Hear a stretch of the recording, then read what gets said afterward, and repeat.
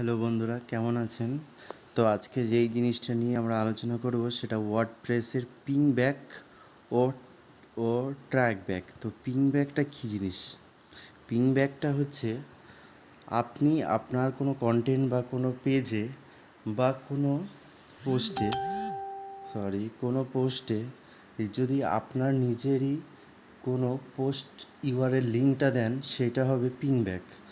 আর আপনাকে যদি কোনো ওয়েবসাইট থেকে আপনার কোনো পোস্টে যদি কমেন্ট, ওয়েবসাইট লিঙ্ক বা কোনো কিছু দিয়ে আপনার ওখানে সাবমিটটা দেয়, সেটা হবে ট্র্যাকব্যাক। তো এর মধ্যে ফায়দা কিছুই নেই। যদি পিংব্যাকটা দেয়, অনেক সময় দেখা যায় যে এই দেখেন আমার এই ওয়েবসাইটটা এই যে ওয়েবসাইটটাতে আমি নিজেই আমার ওয়েবসাইটের লিঙ্কটা দিয়েছি, সেটা আমাকে দেখাচ্ছে। এইটা হচ্ছে পিংব্যাক। তো এরকম আসলে হয়তো অনেক সময় একটু ঘাবড়ে যাবে, দেখবে যে ভাববে কি না কি এটা জিনিস, হয়তো অনেক সময় সমস্যা, অনেক সময় নিজেকে হয়তো অনেক কিছু মনে হয়। তো বিষয়টা কিছুই না। আপনি এটাকে চাইলে এখান থেকে রিমুভও করতে পারবেন, এটাকে অ্যাপ্রুভও করতে পারবেন। তো অতএব আর এখানে যেটা দেখছেন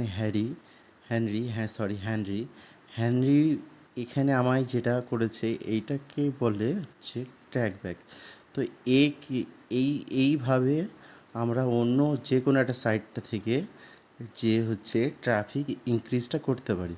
তো আমি এই যে এই এটাকে যদি আমি অ্যাপ্রুভ করে দিই, তাহলেই আমার ওয়েবসাইটে যে পোস্ট আছে সেই পোস্টের ওখানে অ্যাপ্রুভ করলে ওখানে শো করবে এবং তার লিঙ্কটা ওখানে শো করবে। ইভেন যদি কেউ মনে করে যে সেই লিঙ্কে ঢুকে তার ওয়েবসাইটটা দেখবে, এইভাবে সে তার ওয়েবসাইটে ট্রাফিক আনার চেষ্টা করছে। কিন্তু আমি যদি অ্যাপ্রুভ করি, আর যদি অ্যাপ্রুভ না করি, তাহলে সেটা এইভাবেই পড়ে থাকবে। অতএব আমি এখান থেকে এটাকে ডিলিটও করতে পারি, আবার রেখেও দিতে পারি, এতে কোনো সমস্যা নেই। আর যেটা পিংব্যাকটা চাইলে আমি এখান থেকে রিমুভ আমি অনেকটা রিমুভ করে দিয়েছি। তাও আমি এখান থেকে একটা রিমুভটা করব, কিন্তু এখন থাক। রিমুভটা করলেই কী হবে আর না করলেও কী হবে, এ নিয়ে কোনো সমস্যা নেই। তো মেন যেই জিনিসটা হচ্ছে, এটাকে আমি চাইলে এখান থেকে ওয়ার্ডপ্রেস থেকে এই অপশানটাকে আমি ডিসেবলও করতে পারি। ও তার সাথে আর একটা জিনিস ভালো করে জেনে নেওয়া দরকার, শুধু আপনার এই ড্যাশবোর্ডেই যে আসবে সেটা না, আপনার যে ওয়েবসাইট আছে সেখানে যদি আপনি দেখেন আপনার যেই মেলটা দিয়েছেন, জিমেলটা, সেই জিমেলও শো করবে। এই দেখেন, এইটা হচ্ছে পিংব্যাক। এই দেখেন এ নিউ পিংব্যাক, এই যে এইগুলো সব আমার ওয়েবসাইটেরই লিঙ্ক। অতএব এটা কোনো ঘাবড়ানোর কোনো বিষয় না। এই যে দেখেন, এখানেও একটা এসছে, এখানে এইটা আমারই কন্টেন্ট, আমারই সব কিছু লেখা। অতএব ওয়ার্ডপ্রেস এটা ডিফল্ট একটা কিছু পাঠায়, সেটাকেই বলা হয় পিংব্যাক। তো এই নিয়ে কোনো সমস্যার বা কোনো ঘাবড়ানোর কোনো বিষয় না।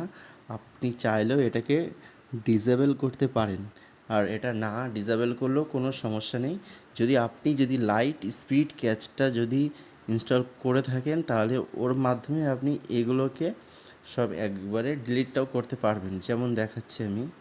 আর লাইট স্পিড ক্যাচটা এতটাই ভালো ওয়েবসাইটের জন্য, যে আপনার ওয়েবসাইট হয়তো 65টা থেকে 99-এ পৌঁছে দেবে। এই নিয়ে আমার হয়তো ভিডিও আছে একটা, সেটাও আমি এটার ডিসক্রিপশানে লিখে দেবো লিঙ্কটা, সেই লিঙ্কটা থেকে আপনি দেখে নিতে পারবেন। তো যেটা বলি, আপনি এটাকে চাইলে পেজ অপটিমাইজার যে ডেটা আছে, আমি ডেটাবেসে ঢুকলাম। ডেটাবেসে এই যে আপনি এখান থেকে যদি ক্লিয়ার অল দেন, তাহলে ওইগুলো সব উড়ে যাবে এখান থেকে। এই যে আমি এটা করলাম, দেখেন লোড হওয়ার সাথে সাথে দেখেন এই যে 29-এর মধ্যে কিছু আছে আমার হচ্ছে ট্র্যাকব্যাক, কিছুটা আছে, আর পিংব্যাকগুলো সবটা কেটে গেছে, কেন ওইটা হচ্ছে ডিফল্টের মধ্যে পড়ে।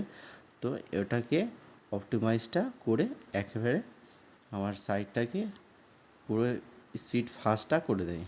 ও তো বন্ধুরা, এই নিয়ে কোনোটা আপনাদের যদি কোনো সমস্যা থাকে তাহলে কমেন্টে বলতে পারেন। আর ওয়ার্ডপ্রেসের যে কোনো সমস্যার সমাধানের জন্য আমায় কমেন্ট বক্সে লিখে পাঠান। আমি সেটা দেখে সেটা কিভাবে কি করলে আপনাদের সমস্যার সমাধান হবে আমি সেইটা নিয়ে একটা তাড়াতাড়ি ভিডিওটা বানিয়ে আপনাদের আপলোডটা করে দেবো। আর সবথেকে বড় কথা, গুগল অ্যাডসেন্সের অ্যাপ্রুভালের জন্য যদি কিছু জানা থাকে তাহলে আমি সেই নিয়ে একটা ভিডিও বানাচ্ছি, সেটা খুব তাড়াতাড়ি আমি ওয়েবসাইটে দেবো। আশা করি বন্ধুরা ভিডিওটা দেখে ভালো লাগলো। চাইলে আপনি এটাকে লাইক, কমেন্ট, শেয়ারও করতে পারেন। ধন্যবাদ সবাইকে।